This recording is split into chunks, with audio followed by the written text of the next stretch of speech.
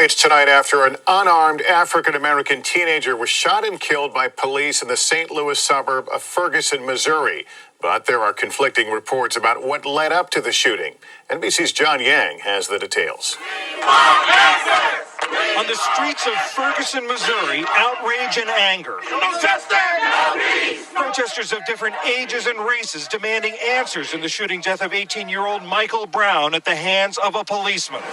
Investigators said at about noon Saturday, the officer, who hasn't been identified, encountered Brown and another man on the street in an apartment complex. There was a struggle, and one of the men pushed the officer into his car. Within the police car, there was a struggle over the officer's weapon. There was at least one shot fired within the car. The struggle spilled out onto the street where Brown, whom investigators say was not armed, was fatally shot. Police shot this man for no reason. Like it had came from this Piaget Crenshaw, who took the cell phone video, says she saw those shots from her apartment balcony. He's running this way. He turns his body towards this way, hands in the air, being compliant. He gets shot in his face and chest and goes down and dies. Witnesses said Brown's body lay in the street for hours. I'd like everybody here to appreciate that it took a very long time yesterday to process this scene. The shooting sparked a furious reaction. Police responded in force, brandishing assault rifles. Give us the serenity to understand things. Michael Brown graduated from high school earlier this spring and was to begin college next week. His mother, Leslie McSpadden, has a message for the officer who killed him. You're not God. You don't decide when you gonna take somebody from her. If that was the case, I brought him her. I should have took him from her. That was mine. That belonged to me.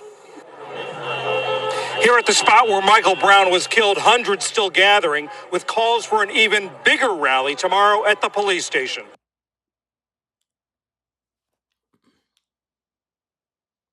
Ladies and gentlemen, 8 years ago, in Ferguson, Missouri, which is a suburban part of St. Louis,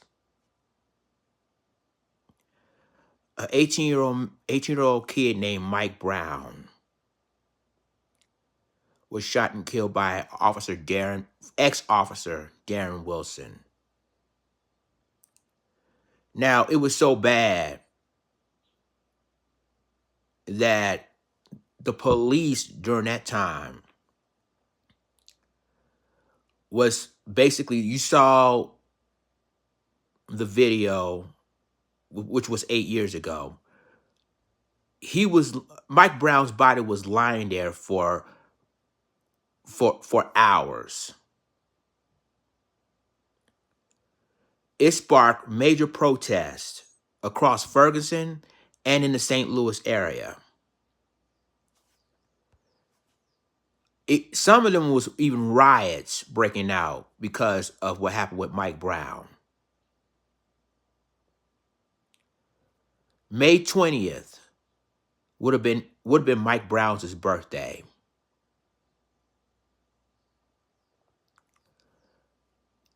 During that same year, the grand jury has refused to indict Darren Wilson, the ex-officer who was responsible of killing Mike Brown. It would spark major protests and riots in some major cities. Now, I know some of y'all going to say, Lions Den, why you want to bring up the Mike Brown story now? Just like I said, today was Mike Brown's birthday.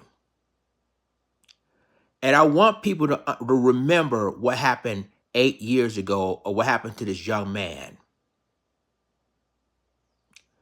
How this incident happened.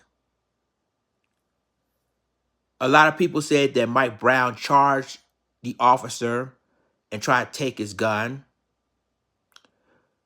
The witnesses there said that wasn't the case. He had his hands up. And that year, when Mike Brown had his hands up, a witness said that that's when Darren Wilson shot and killed Mike Brown.